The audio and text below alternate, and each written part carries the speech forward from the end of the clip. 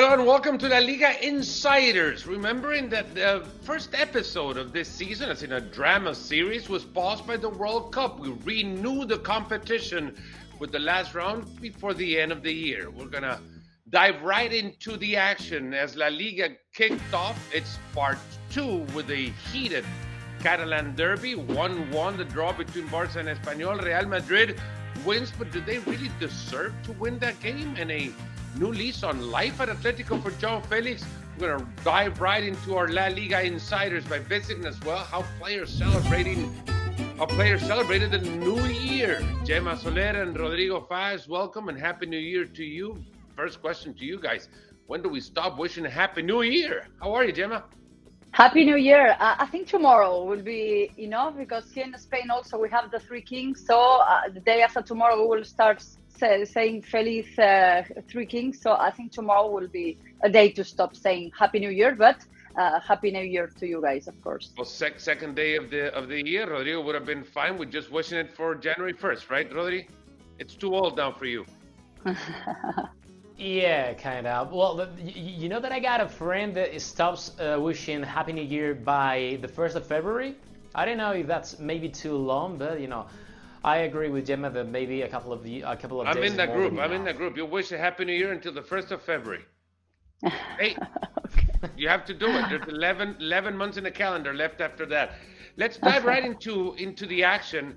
And what a heated battle it comes to be now after Barcelona dropped points against Espanyol. Real Madrid with 2 Karim Benzema goals winning in Pucela. They tie things up as they started the new phase of the competition, 2 points behind Barcelona. Real Sociedad, they have welcomed back Mikel Oyarzabal, and only good things can happen with Oyarzabal on the field for the Imanol Alguacil's side. But let's start off with the Catalan derby, Gemma.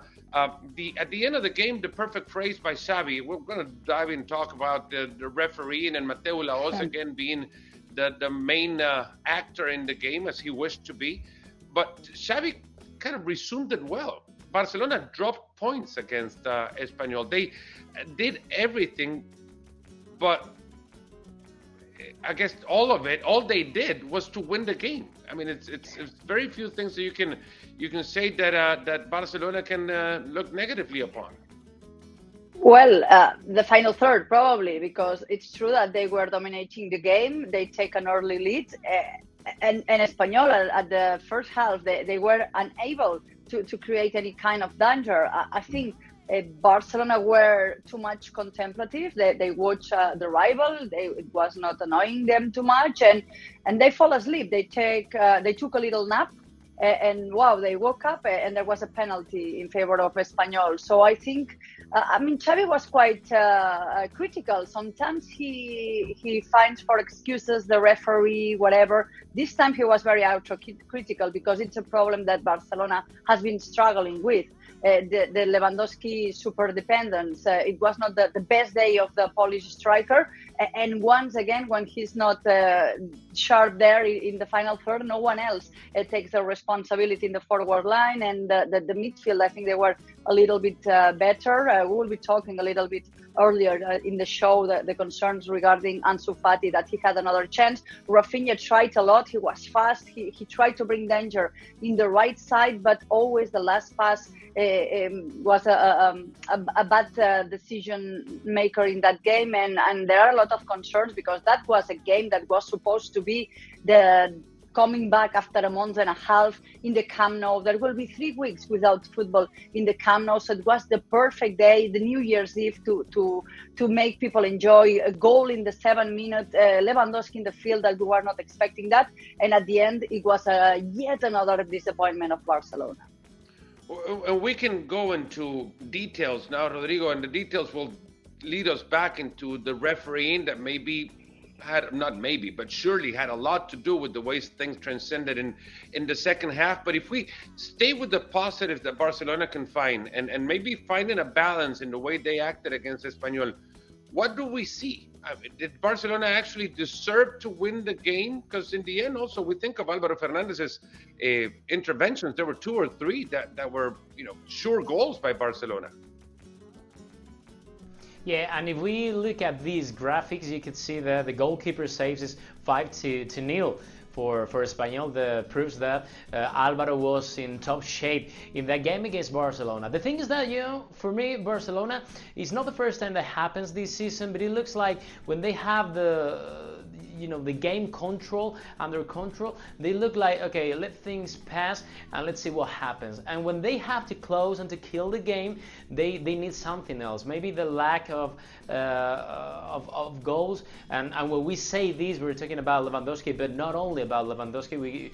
I refer more than the guys on the midfield or on the wings, that they need to improve a little bit more.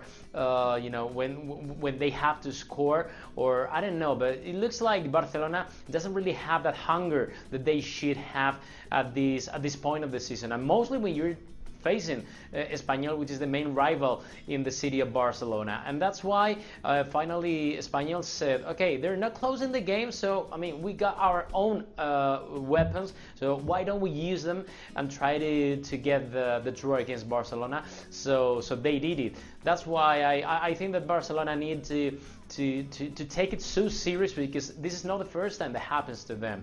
And the thing is that, when you're not talking about Sporting, we may talk about this later on, and you focus everything on Mateu Laoz, the referee, is like you did something wrong during the game, mostly in the second half. And Rodrigo, you're right. Barcelona had everything to kill the game if they wanted to, if they could have. You're relying on a goal scorer that needs to have balls provided inside the box in order to become effective. When Lewandowski leaves the box, he's less effective, and there's less goal on the wings for Barcelona.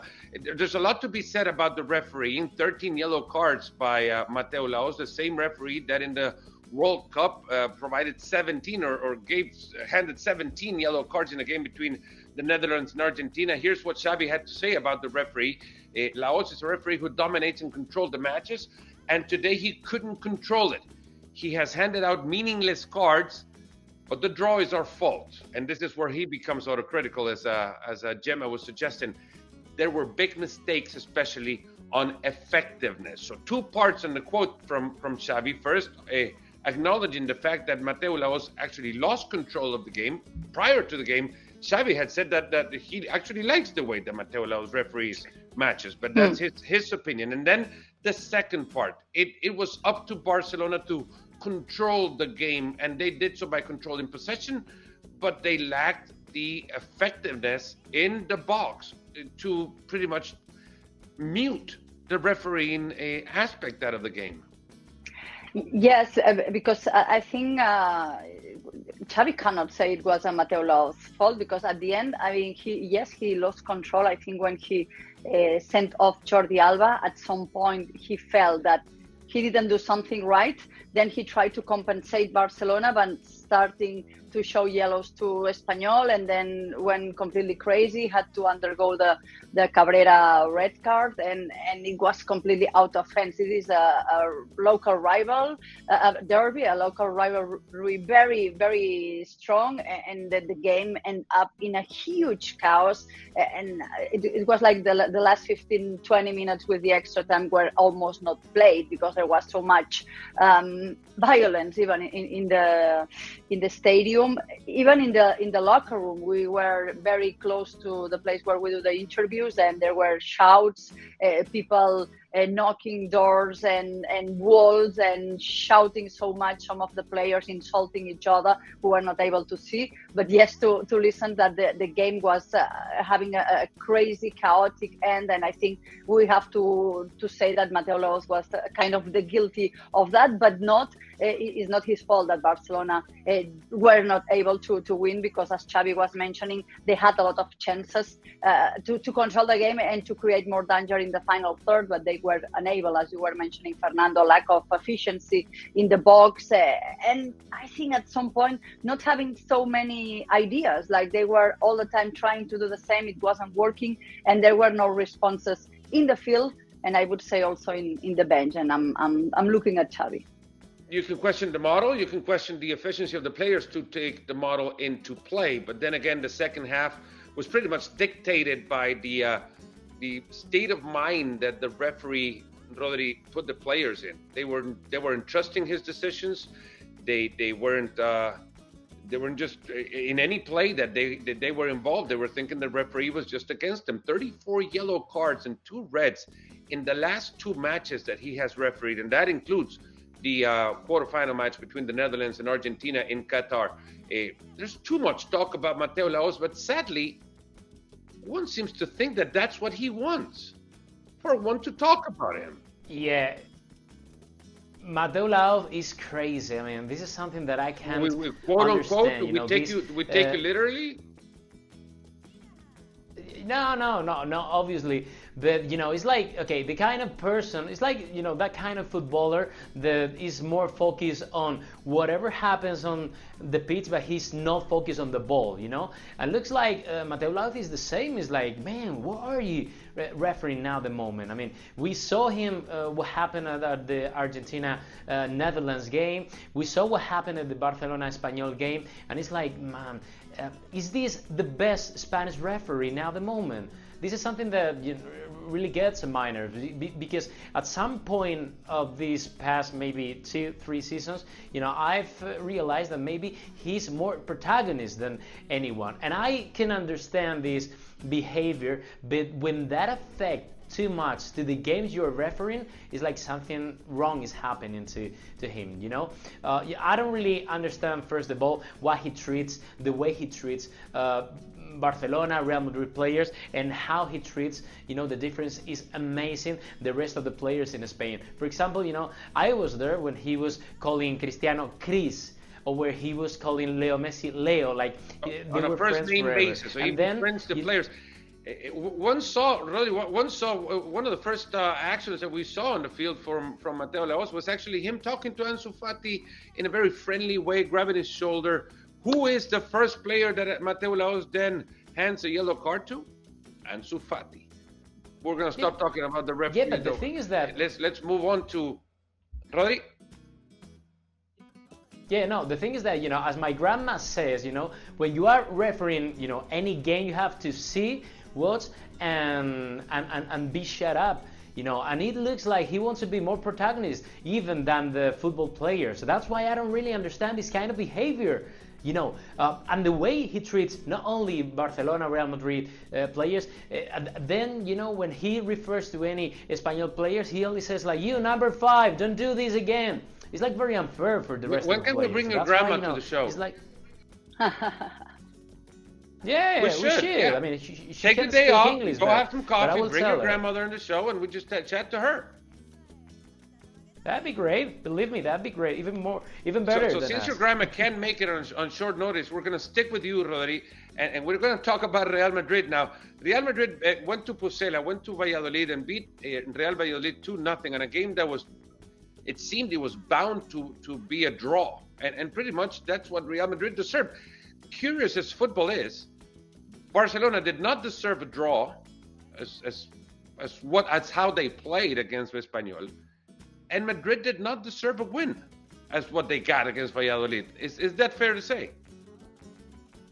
Yeah, definitely. I agree with you, and I even, say it further that, what happened to Real Madrid in Valladolid is the same that happened to Real Madrid before Qatar World Cup 2022. I mean, the game that they are playing, or they were playing against Valladolid, is like the kind of game of a tired squad. They need a little bit of magic. They need something else to be the Real Madrid that we fell in love with at the beginning of the season, because maybe it's something that Ancelotti and his staff is something that they have under control because of the lack of physicality or whatever, but they need something else definitely, because if you play that game against Valladolid, you will lose or draw maybe 8 out of 10 games if you play the same, because at the end you are winning that game because you got the penalty in the last part of the game,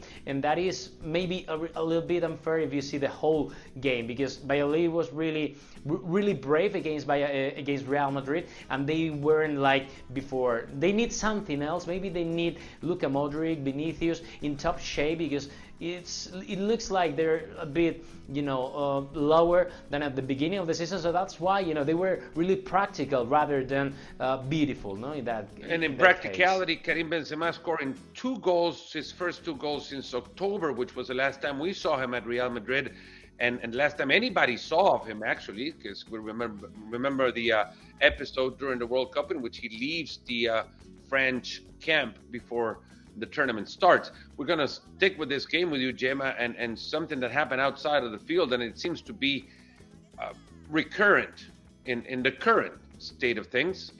Vinicus Jr. is complaining about racist attacks at the nuevo Jose Zorrilla, and this is what he said. Racism continues to go to the stadiums, or racists continue to go to stadiums and watch the biggest club in the world up close, and La Liga, tagging La Liga on his in his tweet, continues to do nothing. We'll jump into Javier Tebas' answer. At La Liga, the president of La Liga says, we have been fighting racism for years. Vinny, it's very unfortunate, unfair, and it is not true to publish that La Liga does nothing against racism. Gemma, you've been on multiple pitches covering La Liga for ESPN. You've been there in many stadiums around La Liga. You have covered Real Madrid games. You have covered games of all the teams in La Liga that have players of many different backgrounds. Do you attest to the fact that of what Vinicius says, racists continue to go to stadiums? Can you confirm that happens in stadiums?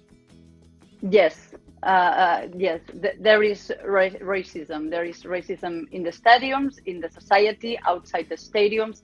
It's. I understand. I know La Liga is trying to fight that. I know they are really trying hard to make something so this terrible thing that we have in this problem in the society is not reflected on stadiums. It's not an easy job, but maybe yes, I agree with Vinny that they should be doing one step beyond, because the problem is still there. And they are suffering that, and Vinicius is not inventing that. This is something that is happening. It's difficult to control. We have seen some other incidents like this one, like in the Madrid derby, and then it was dropped, those accusations, because they couldn't confirm the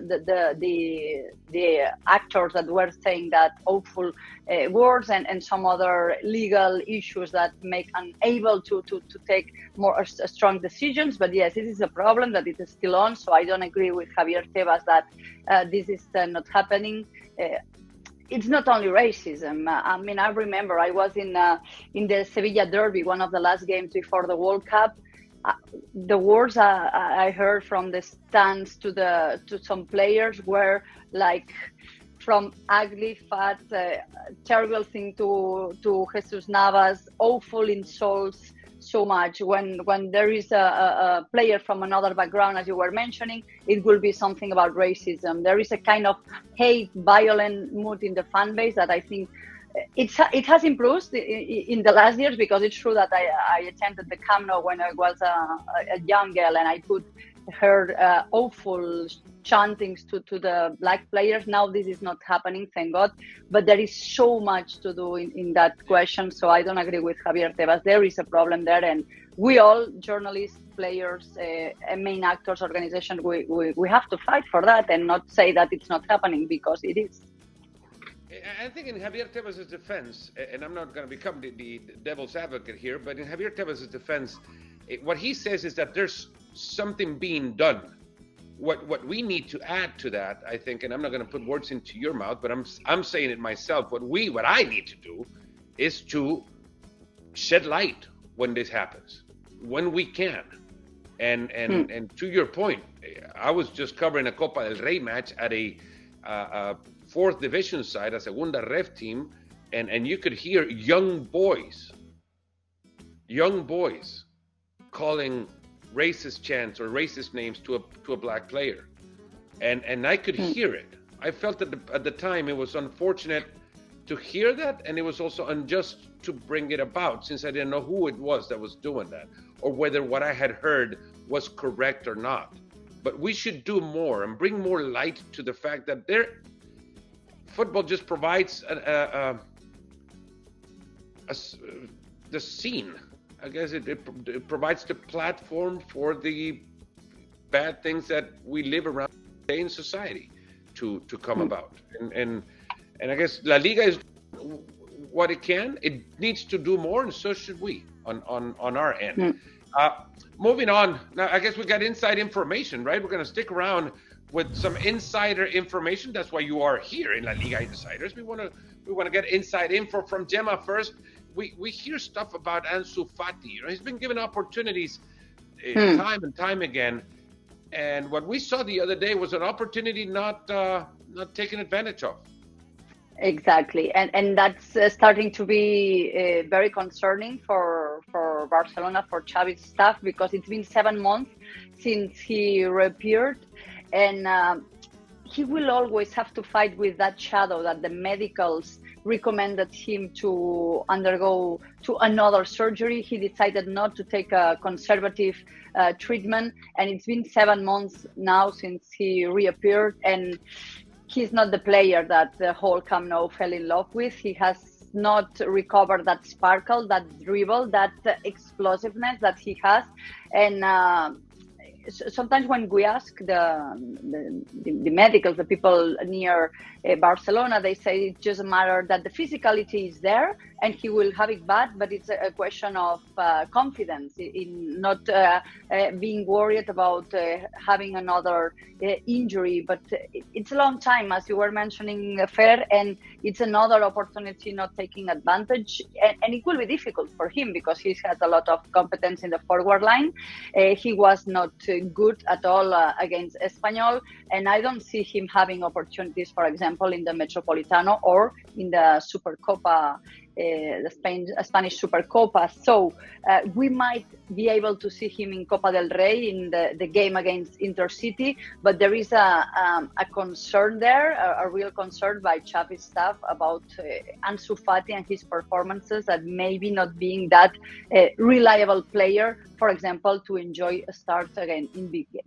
That game in the Metropolitano will be key in La Liga's overall outlook towards the end of the season. That game coming up next Sunday. Coming up for Real Madrid is a big-time battle in the transfer table. They're going for a certain Jude Bellingham, but they're not the only ones, really.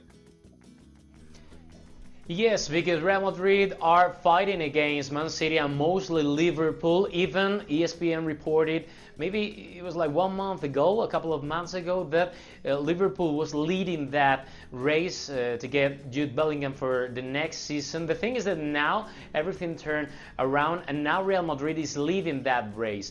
Okay, Real Madrid is not going to pay more than 100 million euros for Jude Bellingham plus bonus. So that's why January is going to be really important this month for Real Madrid and Jude Bellingham. In Real Madrid, they understand that Jude Bellingham prefers Real Madrid to Liverpool. So that's why they understand that they have that little advantage in between Real Madrid and Liverpool. But they are not going to pay more than 100 million euros for the English player. They are in love at Real Madrid. They are in love with Jude Bellingham because they understand that he's going to be the midfielder of the future, but also of the present. So that's why right after Jude Bellingham's performances at the World Cup back in Qatar in the month of November or December, they are fully convinced that they want him for the 2023 summer window transfers. So that's why January is going to be really important. They want to talk to the player, they want to talk to Borussia Dortmund, they want to tell Borussia Dortmund that they're not going to pay a higher amount than those 100 million euros. So that's why they are really confident on the players' word. So that's why they think that respecting Liverpool and Man City that may be around, they are really safe that they're going to get Jude Bellingham by the end of this season. Going back to you, Gemma, and your first inside information had to do with Ansu Fati. The second inside information has to do with the new Ansu Fati.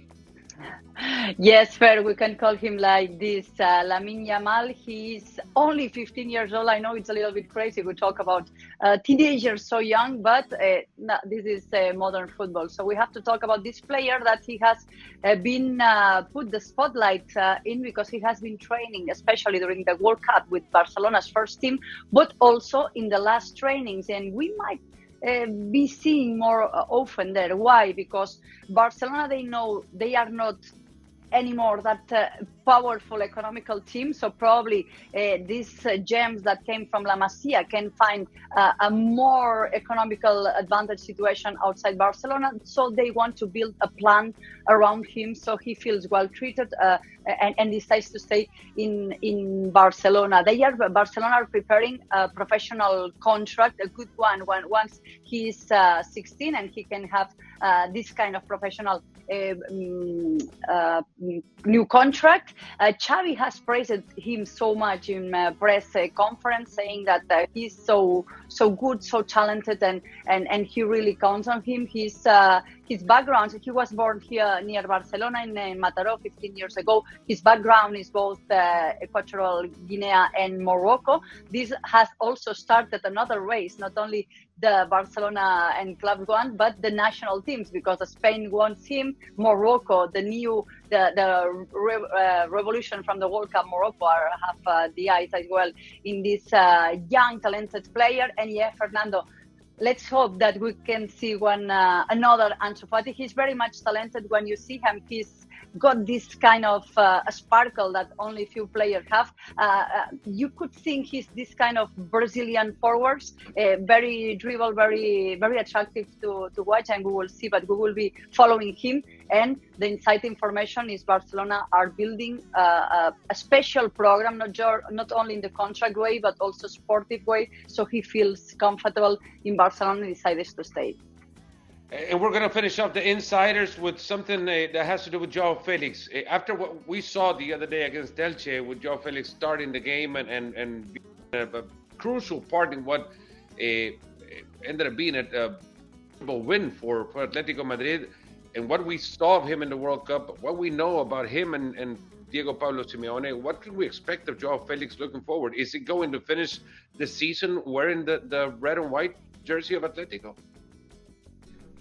Joao Felix and Atletico Madrid looks like a never-ending story. Let's see what happens in this winter transfer window, but the intention of both parts is like Joao Felix has to go out of Atletico Madrid, so that's why Joao Felix agent Jorge Mendes is looking for a club to get Joao Felix. The thing is that at this moment of the season, Atletico Madrid hasn't received any offer for Joao Felix. The only offer that Atletico Madrid got, it was back in last June, when Bayern Munich came to Madrid and said, okay, here you have our offer for Joao Felix, 100 million euros.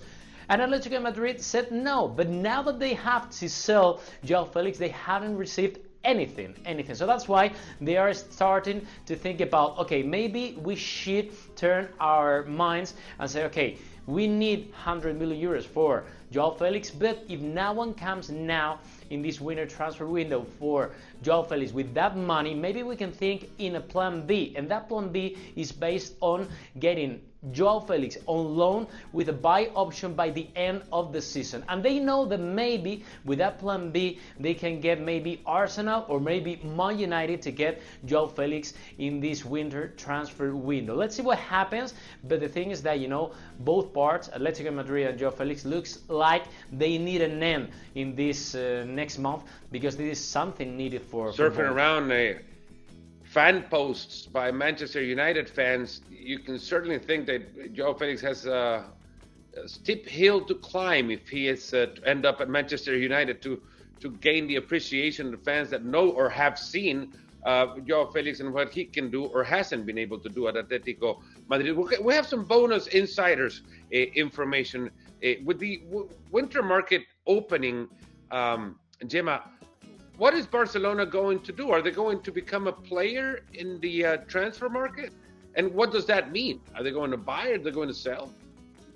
Yeah, well, fair. They are not going to be a main actor, not because they don't want or need, but they because they can't. As Jordi Cruyff said, dreams are free, but footballers are not. And the economical situation in Barcelona, it's still critical. Let's remember that they were planning on the budget to reach at least quarterfinals of the Champions League. This didn't happen, so they are not going to go crazy. This doesn't mean that they will try to do some transfer free agents. They will look at the market, but what they will try to do as well is to either sell or renew some players that the contract expire and they are now free to negotiate with other clubs. For example, I'm talking one of the players that Barcelona would like to sell is Memphis Depay.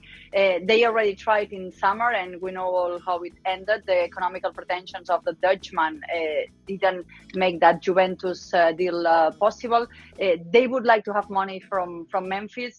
Roma, Newcastle could be interested, but as we know that the player, his intention is to finish his contract. This means to stay this next end of the season and then decide what to do as a free agent. There has some changes in the situation of Sergio Busquets. He is also able to talk to any club as his contract will expire at the end of the season, and he's rethinking the situation because we all kind of know that he would be going to the US, but the fact that he's still an important, a very capital piece in the midfield for Xavi, and that maybe he doesn't see that necessity to leave at the end of the season, is the player himself thinking about what to do.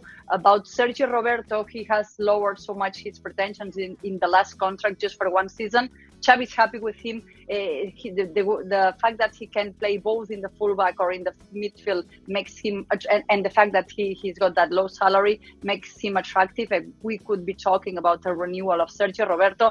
And the last one, Marcos Alonso, he's also expiring his contract at the end of the season. Xavi and the club are really happy with him. This has put in the fridge, we can say like this, another interesting operation for Barcelona, like Íñigo Martínez. And Barcelona are studying both possibilities to reinforce the defensive line. And who is in pole position, in better position right now is Marcos Alonso, making a renewal of his contract with Barcelona. 7 such players in the same situation at Real Madrid, Rodri. But many fans are focusing their attention on Luka Modric. That's the player they really don't want to see leave Real Madrid, as he's still integral to what Real Madrid does as a team on the field. What's going to happen with Modric? Is there any offer on the table? Is he about to renew? Are we about to celebrate something? No one speaks about Luka Modric's renewal, first of all, because both parts, and everyone maybe at Real Madrid, they understand that both parts are going to agree something quite soon. Maybe by the end of January, we will know a little bit more, because first of all, Luka Modric wants to stay 1 year long at least with Real Madrid, and Real Madrid wants Luka Modric to stay here. First of all, because they understand at the club that Luka Modric is the lighthouse of this team, and also, as one of my sources at Real Madrid told me this morning, they see Luka Modric as the teacher, as the father of not only maybe Tchouaméni or Camavinga, but also, if they got it finally by the end of the season, Jude Bellingham. And it could be something really great for both parts to share a midfield with Jude Bellingham, Tchouaméni, Camavinga, and Luka Modric. It would be great for Real Madrid, and this is something that is on Florentino Perez's mind. So that's why, Luka Modric wants to renew his contract to Real Madrid. We know the Real Madrid, with more than 30-year-old players, they always renew year by year. So that's why both parts, they agree, and they will have maybe a final word by the end of January, and they're going to renew the contract of the Croatian player for 1 more year. Still to come, but both parts are on the same way. So from bonus insider information to extra time now, as we move on to see how players in different parts of the world celebrated the coming of the new calendar. Some players are still celebrating. In Argentina, for example, I don't know when that celebration will end. This is how Xavi posted a picture with him and his partner. That's Rafinha, is it? Rafinha, yes. That was Rafinha in the back. That's Pedri, his family. Tito Lewandowski and his wife, Anna, all in festive mood. Ferran Torres and Luis Enriquez's daughter, Frankie de Jong, and his wife or girlfriend? I don't know the status. Wife to be. He's engaged. Be. Well, aren't all girlfriends are hoping to be wives to be, right? But she's got the ring. She's got the ring already. So that's a fiancé, we'll call her. Rodri. Is that Rodri? Yeah. Too far away. Rodrigo. Nah, you discovered this is a tricky one. Who's that behind the Yeah. Adal Rami, maybe? These pictures are a bit boring because they look all the same. What do you mean boring? That's why, I'm in love with... Look at yeah, they're a bit There's boring. nothing boring about that. Look at how boring is the wall in Vinicius's house. You know who's my favorite? How can you say it's boring, Rodri? My favorite is Pedri. He looks like someone normal, with the hoodie, with no luxuries around. He's like, okay, I'm playing PS5 and I'm gonna go up. Balloons in the back, Gemma. Did you have balloons in the back of your picture of the 2023? No, I didn't have balloon. I was working. See, that's not normal. Gemma's normal. So whatever the players are doing, it's not normal. It's all the opposite. Nobody has balloons. No, I mean, a lot of football players have balloons. But what I was surprised is that Frankie de Jong, Christensen, Lewandowski, they had the New Year's Eve celebration all together. And I think that's something good because they have just played the Catalan Derby. They were punished, and Barcelona was supposed to give them the day off the 1st of January. He was so upset that said, "You coming to work tomorrow afternoon?" And even that they decided to do a joint celebration of these players and the wives and girlfriends all together. So I think it's really good that the atmosphere there in the locker room must be good because they have such a good relationship. Because I think after seeing 16 yellow cards and everything, I would say, I don't want to see you guys until the day after tomorrow, not in the celebration. And they did so. So I think it's a nice picture. Rodri, any New Year's resolutions for you? They are all really boring, and if you want something funny, I mean, you would dress up next New Year's Eve party as a Mateo Laos. It'd be great. You'd be the first ever kid that goes into a shop trying to find a refereeing costume. Nobody wants to dress up as a referee. Gemma, New Year's resolutions, do you want to share? Yes, I would like that Mateo Laos shows me a yellow card. That's my proposal for this year. Look at the It's not difficult one. It's not that difficult. For Gemma Soler. Well, guys, it's been fun. The first one of the year is in the books now. Thank you so much. And thank you for watching La Liga Insiders. We'll be seeing you in the next time around. And again, until February 1st, Happy New Year. Adios, amigos.